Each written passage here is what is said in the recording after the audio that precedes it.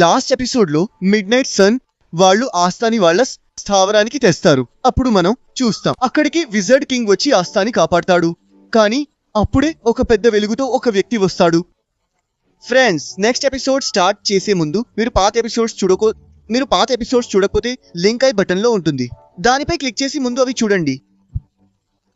ఇక ప్లీజ్ ఈ వీడియోని లైక్ చేయండి, ఛానల్ కి కొత్త అయితే సబ్స్క్రైబ్ చేసుకోండి, ఎందుకంటే తర్వాత మనకు గుర్తుండదు, మీరు వీడియో చూసి వెళ్ళిపోతారు, ఇంకా యూట్యూబ్ మన వీడియోస్ ని అంతగా ప్రమోట్ చేయదు.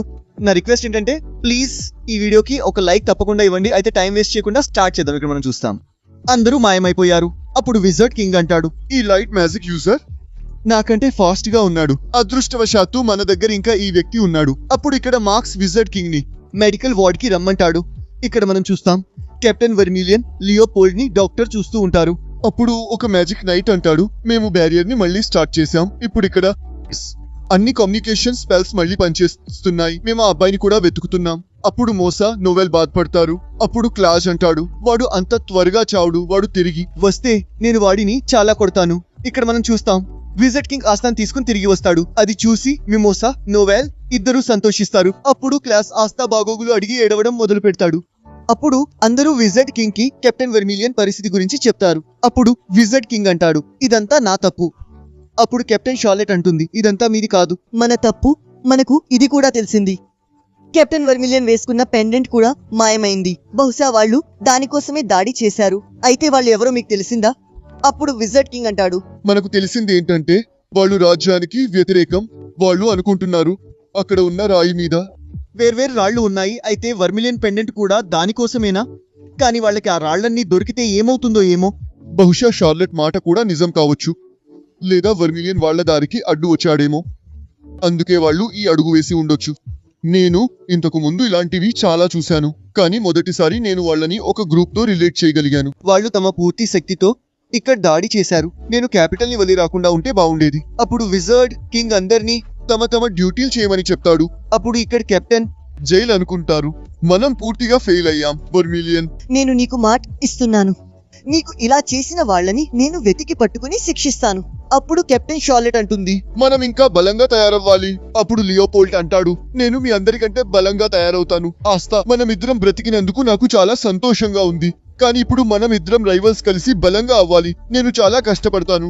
ఒక రోజు నేను మా అన్నను కూడా దాటేసి ఆ తర్వాత విజర్డ్ కింగ్ అవుతాను. అప్పుడు లియోపోల్డ్ నుదిటిపై ఒక గుర్తు వేసుకుంటాడు. దాని గురించి వాళ్ళ అన్నయ్య చెప్పాడు. గుర్తు వర్మిలియన్ ఫ్యామిలీలో ఇస్తారు. అది ఒక పర్సనల్ ప్రామిస్ లాంటిది. ఇది కేవలం వాళ్ళకే దొరుకుతుంది, ఎవరైతే విజర్డ్ కింగ్ అయ్యే శక్తి ఉంది. అప్పుడు ఆస్థా అంటాడు, మంచిది, నా ప్రత్యర్థి అలానే ఉండాలి. కానీ అసలు నువ్వు ఎవరు?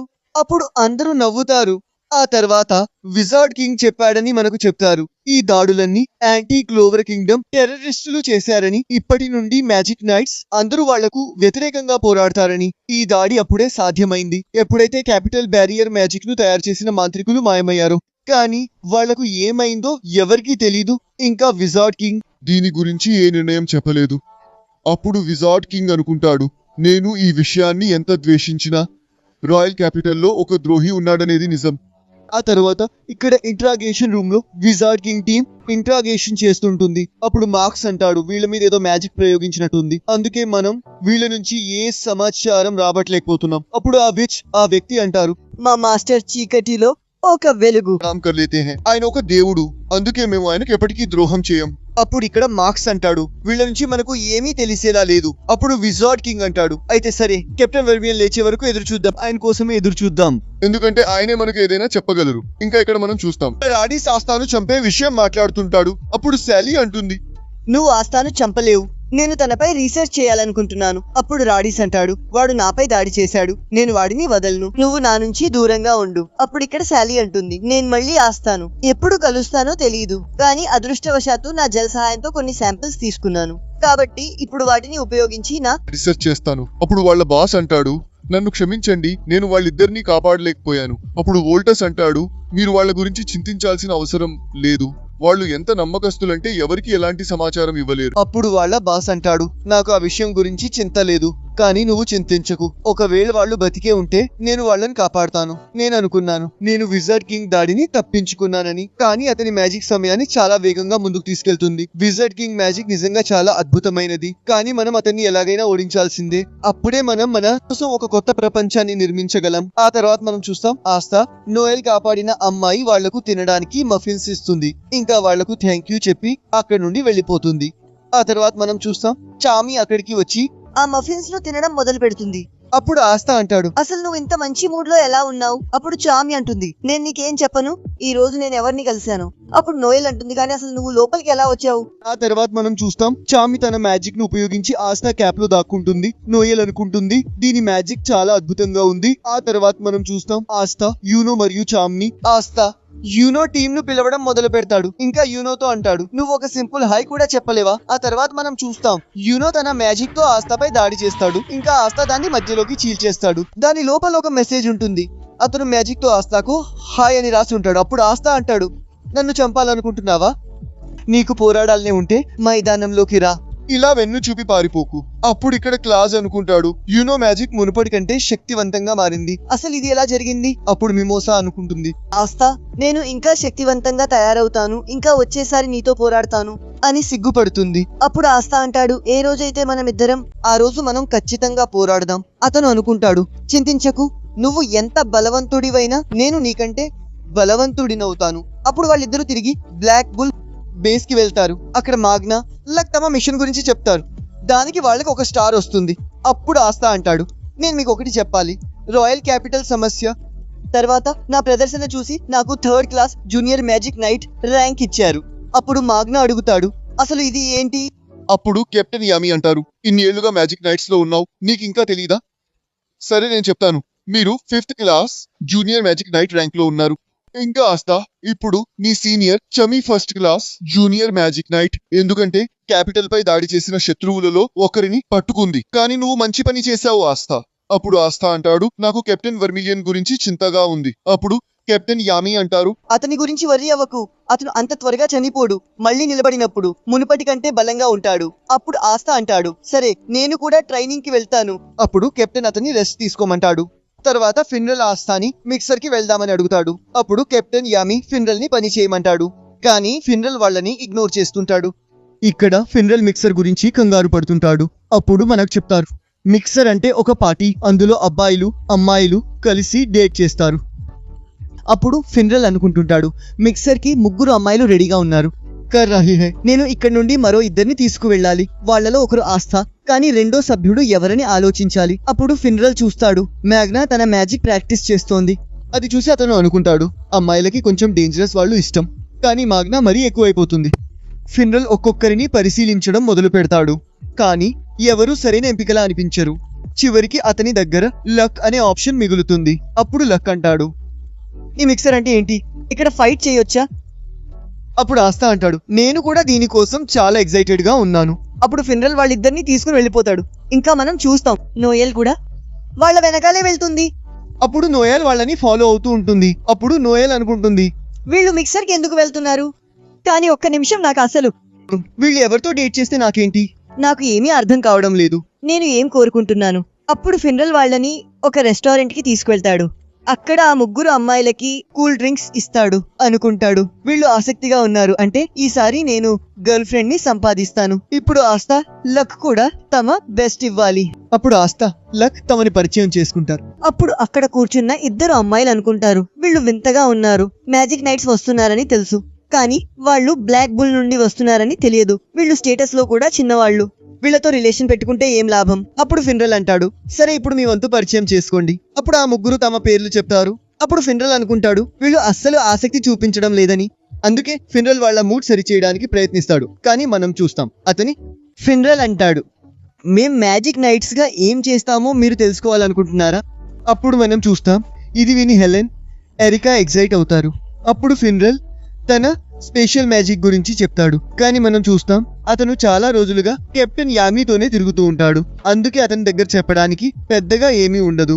అప్పుడు అతను లక్ ని తన మిషన్స్ గురించి చెప్పమంటాడు. అప్పుడు లక్, నేను ఒక మిషన్ కి వెళ్ళాను, అక్కడ చాలా మందిని రకరకాలుగా చంపాను అంటాడు. అది విని వాళ్ళు ముగ్గురు ఇబ్బందిగా ఫీల్ అవుతారు. ఫిన్రల్ లక్ ని ఆపి ఆస్తాని తన రాయల్ క్యాపిటల్ విజన్ గురించి అడుగుతాడు. అది విని హెలెన్, ఎరికా మళ్ళీ ఎగ్జైట్ అవుతారు. అప్పుడు ఆస్తా తన గాయాలు చూపించడం మొదలు పెడతాడు. ఫిన్రల్ ఏడుస్తూ అనుకుంటాడు, వీళ్ళిద్దరూ చాలా పనికిరాని వాళ్ళు. వీళ్లను ఇక్కడికి తీసుకొచ్చిన నేనే వెర్రివాడిని. ఇక్కడ మనం చూస్తాం, నోవెల్ ఆస్థా మీద నిఘా పెట్టడానికి ఆ షాప్ వెయిట్రెస్ డ్రెస్ వేసుకుంటుంది. ఇంకా మనం చూస్తాం, సకేబీ మిక్సర్ కి వచ్చి ఉంటాడు. తన గురించి తనే గొప్పలు చెప్పుకుంటూ ఉంటాడు.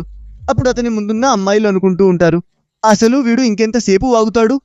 ఇక తను ఇలా అనుకుంటుంది, ఈ టేబుల్ దగ్గర పరిస్థితి ఇంకా ఘోరంగా ఉంది. ఆగండి, మనం ఇతన్ని ఎక్కడో కలిసాం కదా, అసలు ఇతని పేరేంటి? అప్పుడు అతను నోవెల్ ని డ్రింక్ అడుగుతాడు. నోవెల్ తన మ్యాజిక్ తో అతనిపై దాడి చేస్తుంది. అది చూసి ఆ ముగ్గురు అమ్మాయిలు సంతోషిస్తారు. ఇక్కడ మనం చూస్తే హెలెన్ తన మ్యాజిక్ చూపిస్తూ ఉంటుంది. అది చూసి లక్ చాలా ఎగ్జైట్ అయి ఆమె మ్యాజిక్ ని మెచ్చుకుంటాడు. అప్పుడు హెలెన్ అనుకుంటుంది, ఇతని కళ్ళు ఎంత నిజాయితీగా ఉన్నాయి, ఇంత క్యూట్ స్మైల్ ఉన్నవాడు. ఇంత డేంజరస్ గా ఎలా ఉండగలడు? అసలు నాకేమవుతోంది? నాకు బ్యాడ్ బాయ్స్ నచ్చడం మొదలయ్యిందా? అప్పుడు ఆమె లక్ ని తన మ్యాజిక్ చూపించమని అడుగుతుంది. వాళ్ళిద్దరూ బయటికి వెళ్తారు. ఇక్కడ ఫిన్రల్ కూడా తన పాయింట్స్ సంపాదించడం మొదలు పెడతాడు. అప్పుడు ఎరికా అనుకుంటుంది, ఇతను చాలా ఎక్కువ మాట్లాడతాడు, పైగా నా టైప్ కాదు, కానీ ఈ ముగ్గురులో ఇతనే ఉత్తమం. ఇతను నోబుల్ గా కనిపిస్తున్నాడు, పైగా ఇతని స్పెషల్ మ్యాజిక్ చాలా పనికొస్తుంది. అప్పుడు ఫిన్రల్, ఎరికా కూడా. అప్పుడు ఫిన్రల్ అనుకుంటాడు, కాసేపటి క్రితం అంతా బాగాలేదు, కానీ ఇప్పుడు చూస్తుంటే ఈ రాత్రి చాలా బాగుంటుంది. ఇక్కడ ఆస్తా అనుకుంటాడు, ఇది చాలా ఇబ్బందిగా ఉంది. అసలు ఆమె అటువైపు ఎందుకు చూస్తోంది? ఏదైనా విషయంలో నాపై కోపంగా ఉందా?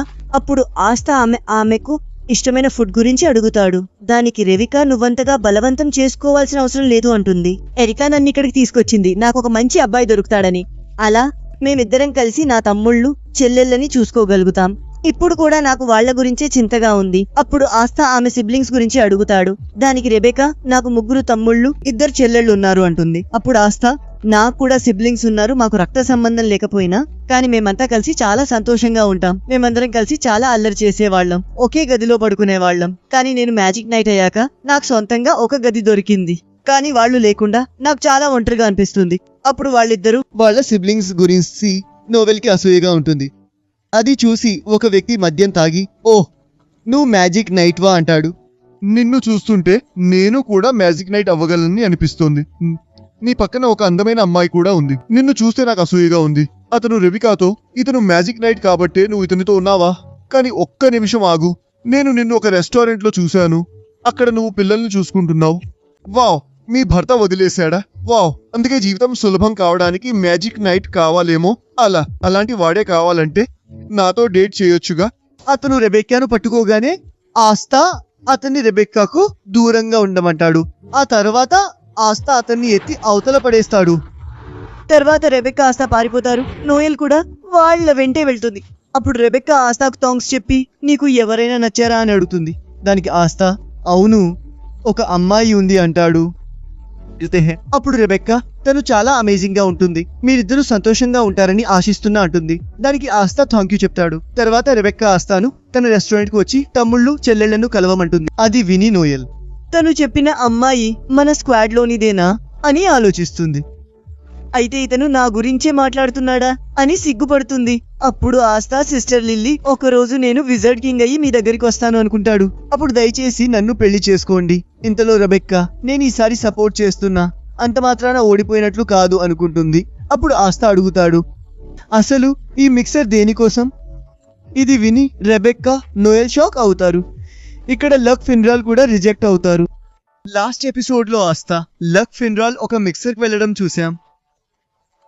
అక్కడ వాళ్ళు మొదట ఆ 3 అమ్మాయిలను ఇంప్రెస్ చేసిన తర్వాత లక్, ఫిన్రాల్ రిజెక్ట్ అయిపోతారు. కానీ రెబెక్కే ఆస్తా నచ్చుతాడు.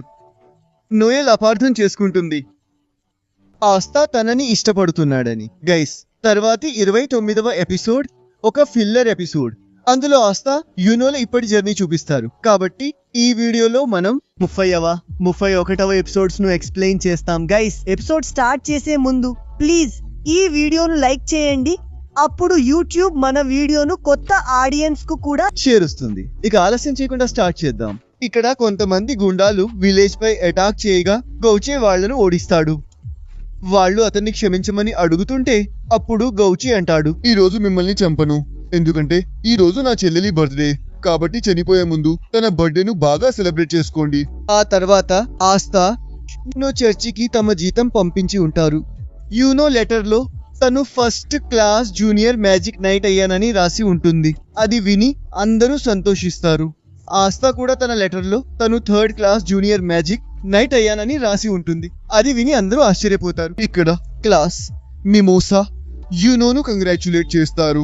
అప్పుడు క్లాస్ ఈ ప్రమోషన్ ను మరి తలకెక్కించుకోకు అంటాడు, ఎందుకంటే ర్యాంక్ లో అనుభవంలో నేను నీకంటే పెద్దవాడిని. అప్పుడు క్లాస్ యూనోకు అతని ప్రమోషన్ కు గిఫ్ట్ గా డబ్బులు ఇస్తాడు. అప్పుడు మిమోసా క్లాస్ పైకి చూపించకపోయినా నీ ప్రమోషన్ కు చాలా సంతోషంగా ఉన్నాడు అంటుంది. ఇక్కడ మనం కెప్టెన్ యామిని చూస్తాం. పేమెంట్ వచ్చిన ఆనందంలో అందరికీ ఒక రోజు సెలవిస్తారు. అప్పుడు అందరూ తమ పనుల గురించి మాట్లాడుకుంటారు. తర్వాత చార్మి తన కోసం వండుకుంటుంది. అప్పుడు ఆస్థా ఇది మా చర్చిలో చేసేవాళ్ళు అంటాడు. అప్పుడు చార్మి దీన్ని నేను నా మీల్ సేవింగ్ హీరో జ్ఞాపకార్థం చేశాను అని చెప్పి అందరినీ తినమంటుంది. అది అందరికీ చాలా నచ్చుతుంది. అప్పుడు ఇక్కడ చెల్లికి గిఫ్ట్ కోసం వెళ్ళినప్పుడు నోయల్ ఈ సెలవులతో ఏం చేయాలి అనుకుంటాడు. ఆస్థా మాగ్నాని ఎక్కడికో వెళ్ళమని చెప్పడం చూసి నోయల్ అనుకుంటాడు, ఇది వాళ్ళు ముగ్గురు మిషన్ కి వెళ్ళిన చోటు గురించే మాట్లాడుతున్నాడు. కానీ అతను అక్కడ ఏం చేయబోతున్నాడో నోయల్ కి అర్థం కాలేదు. దాంతో నోయల్ కంగారు పడతాడు. ఆస్థా మాగ్నా వెళ్ళిపోతారు.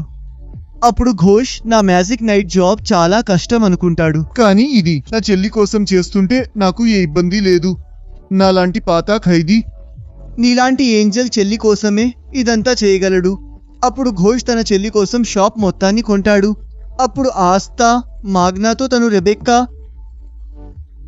మరియు ఆమె తోబుటూలను కలవడానికి వెళ్తున్నట్లు చెబుతాడు.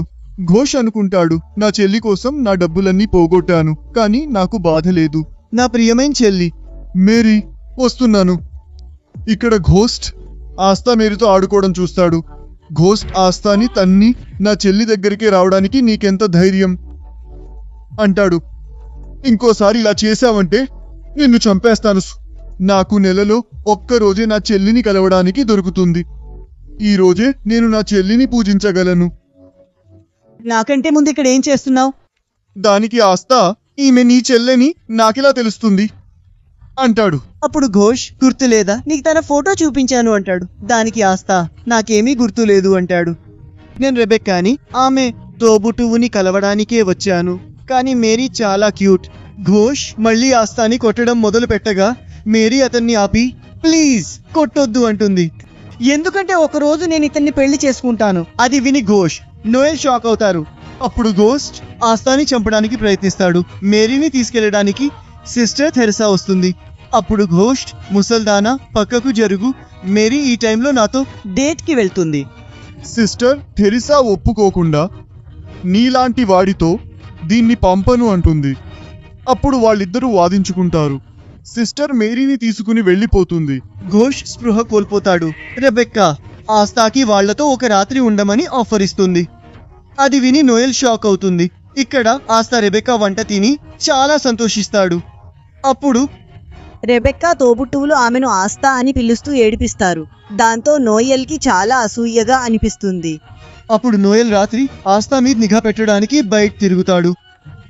అప్పుడే మనం చూస్తాం అక్కడ మంచు కురవడం మొదలవుతుంది. పిల్లలు పర్వతం వైపు వెళ్తున్నారు. రాత్రి ఘోష్ ఆస్థాపై దాడికి వస్తాడు. ఘోష్ మొదటి దాడితో ఆస్థాకి మెలకువ వస్తుంది. అప్పుడు ఘోష్ నిన్ను నా చెల్లితో పెళ్లి చేసుకునివ్వను అంటాడు. అందుకే నిన్ను చంపేస్తాను. అతను ఆస్థాపై దాడి చేయగా ఆస్థా తన కత్తితో దాడులను అడ్డుకుంటాడు. కానీ మనం చూస్తాం ఘోష్ డూప్లికేట్ ని సృష్టించి ఆస్థాపై ఇంకా వేగంగా దాడి చేస్తాడు. ఆస్థా బయటికి వచ్చి పడతాడు. బయట కురవడం చూసి, మంచు కురవడం చూసి అసలు బయట మంచు ఎందుకు కురుస్తోంది, ఇది చలికాలం కాదు కదా అనుకుంటాడు. అప్పుడు ఘోష్ అతను దాడి చేయడం మొదలు పెట్టగా అందరికీ తమ పిల్లలు కనపడట్లేదని అర్థమవుతుంది. ఇక్కడ పిల్లలందరూ ఒక మాంత్రికుడి వశంలో పర్వతం వైపు వెళ్తున్నారు. అప్పుడు రెబెకా ఈ టైంలో లూకా మార్కు ఎక్కడికి వెళ్లారు అని అంటుంది. అప్పుడు ఘోష్ ఇంకా ఆస్థాను చంపాలని చూస్తుంటాడు. నోబెల్ ఈ ఊరిలో ఏం జరుగుతోంది అంటుంది. రెబెకా ఆస్థాను నోబెల్ గురించి అడుగుతుంది. అప్పుడు ఆస్థా వాళ్ళిద్దరినీ పరిచయం చేస్తాడు. దాంతో వాళ్ళు ఇబ్బంది పడతారు. అప్పుడు నోబెల్, నేను చాలా మంది పిల్లలు పర్వతం వైపు వెళ్ళడం చూశాను, పండగ ఏమైనా ఉందా అంటుంది. ఓహ్, అప్పుడు సిస్టర్ థెరిసా వాళ్ళకి ఇది మ్యాజికల్ స్నో అని చెబుతుంది. ఇంకా మ్యాజిక్ మెచ్యూర్ కాని పిల్లలపై ఇది ఎఫెక్ట్ చూపిస్తోంది. మా చర్చి నుండి కూడా కొంతమంది పిల్లలు మాయమయ్యారు. అప్పుడు ఘోష్ మేరీ గురించి అడుగుతాడు. Sister Teresa అవునంటుంది. ఘోష్ వాళ్లను పట్టుకుంటాడు. అప్పుడు సిస్టర్ థెరిసా, ఇలా చేస్తే నీ చెల్లి దొరకదు అంటుంది. ఘోష్ నాకు తెలుసు అంటాడు, కానీ ఇలా చేస్తే నాకు బాగుంటుంది. అతను వాళ్ళని కొట్టబోతుండగా ఆస్థా అడ్డుపడి ఘోష్ను కింద పడేసి, మనం మ్యాజిక్ నైట్స్ అంటాడు, మనం శాంతంగా ఉండాలి. అప్పుడు ఘోష్ సరే అంటాడు, ఇప్పుడు నిన్ను శాంతంగా చంపుతా. అప్పుడు ఆస్థా, మనం ముందు క్లూస్ వెతకాలి అంటాడు. అప్పుడు ఘోష్, నేను మేరీకి ఒక అద్దం ఇచ్చాను, అది తన దగ్గర ఉంటే మనం తనని వెతకొచ్చు. అప్పుడు సిస్టర్ కూడా వాళ్ళతో వస్తానంటుంది. రెబెకా తన వాళ్ళ గురించి కంగారు పడుతుంది. అప్పుడు ఆస్థా ఆమె తలపై కొట్టి, నువ్వేం కంగారు పడకు అంటాడు. వాళ్ళని తప్పకుండా తీసుకొస్తాను. రెహనా హే. ఇక్కడ వాళ్ళందరూ వెళ్తుంటారు. నోబెల్ను గ్రామాన్ని చూసుకోమంటారు. అప్పుడు నేజీ, చూడండి నేను ఎంతమంది ఫ్రెండ్స్ ని చేసుకున్నానో, మనం కలిసి ఉండాలి అంటాడు. కలిసి ఉండాలి, అప్పుడే మనం చూస్తాం. మేరీకి స్పృహ వస్తుంది. ఆమె, నేనెక్కడున్నాను? ఈ అబ్బాయి ఎవరు? వీళ్ళంతా మ్యాజిక్ లో ఉన్నారా? నా సోదరుడి మ్యాజిక్ వల్లేమో అనుకుంటుంది. నాకు స్పృహ వచ్చింది, అప్పుడు చూస్తాం. మేరీకి స్పృహ రావడం చూసి, నువ్వు నా కంట్రోల్లో లేకపోతే మనం ఫ్రెండ్స్ కాలేం, అందుకే నీపై మళ్ళీ మ్యాజిక్ చేయాలి అంటాడు. అప్పుడు మేరీ అంటుంది, నువ్వు ఇలా చేస్తే నువ్వు ఎప్పటికీ నిజమైన ఫ్రెండ్స్ ని చేసుకోలేవు. అప్పుడు అతను కోపంతో మేరీని కొడతాడు. తర్వాత అతని సోదరుడు బారో వచ్చి అతన్ని తిడతాడు.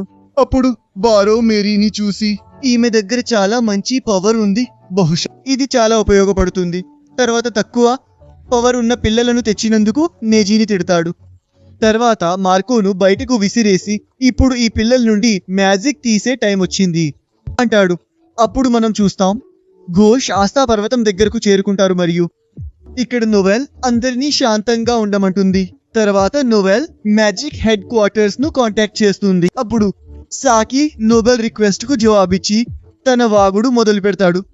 అప్పుడు నోబెల్ అతన్ని సైలెంట్ గా ఉండమని చెప్పి అక్కడి సమస్యలు చెబుతుంది. సాకి, అయితే మీరు మ్యాజిక్ నైట్స్ ను కాంటాక్ట్ చేయాలి అంటాడు. నోవెల్ కోపంగా, ఇప్పుడు నేనేం చేయాలి? నేను చూస్తున్నాను. అప్పుడు ఆస్థా మార్కోను చూస్తాడు. ఘోష్ ను కిందకు దిగమంటాడు, కానీ ఘోష్ వినడు.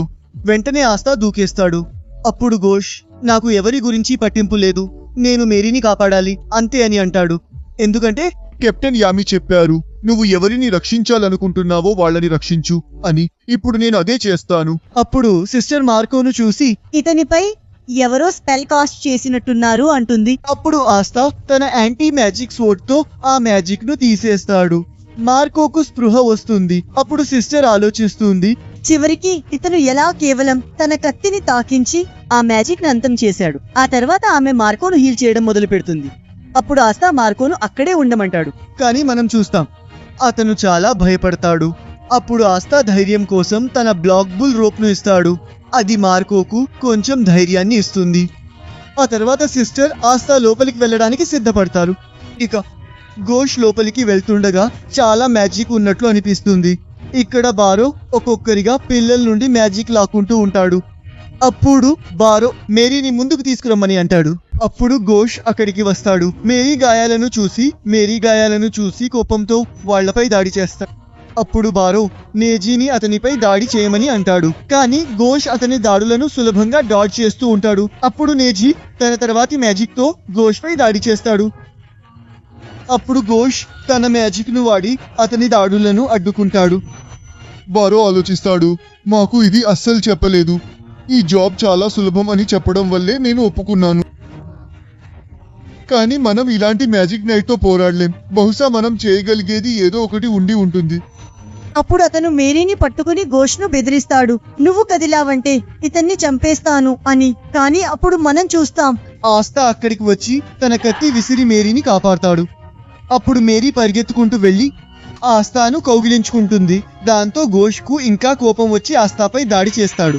కానీ అప్పుడు మనం చూస్తాం, మేరీ తన అన్నయ్యను ఆస్థాపై దాడి చేయకుండా ఆపుతుంది. అప్పుడు సిస్టర్ థెరిస్సా, ఈ పిల్లల నుండి వాళ్ళ మ్యాజిక్ లాక్కున్నారు. ఇప్పుడు ఏమీ చేయకపోతే వాళ్ళు ఎప్పటికీ మ్యాజిక్ ఉపయోగించలేరు. అప్పుడు ఆస్తాకు కోపం వస్తుంది. బారో ఆలోచిస్తాడు, ముందు ఈ ఒక్కడే అనుకుంటే ఇప్పుడు ఇతని ఫ్రెండ్స్ కూడా వచ్చారు, ఇప్పుడేం చేయాలి? అప్పుడు అతను చూస్తాడు, ఆస్తాలో ఏమాత్రం మ్యాజిక్ లేదు. అతనిపై నవ్వి నేజీని ఘోష్ను చూసుకోమని చెప్పి తను ఆస్తాతో పోరాటానికి వెళ్తాడు. కానీ ఆస్తా అతన్ని కత్తితో కొట్టి దూరంగా విసిరేస్తాడు. అంటాడు, నిన్ను వదలను. నువ్వు చేసిన దానికి మూల్యం చెల్లించాల్సిందే. దీంతో ఈ ఎపిసోడ్ ముగుస్తుంది. గైస్, మీరు మా వాట్సాప్ ఛానల్ని ఫాలో చేయకపోతే లింక్ డిస్క్రిప్షన్లో ఉంది, క్లిక్ చేసి ఫాలో చేయగలరు. ఇక వీడియో నచ్చితే తప్పకుండా లైక్ చేయండి, ఛానల్కి కొత్త అయితే సబ్స్క్రైబ్ చేయండి. నెక్స్ట్ ఎపిసోడ్ లింక్ మీ స్క్రీన్పై వస్తుంది, దానిపై క్లిక్ చేసిన తర్వాతి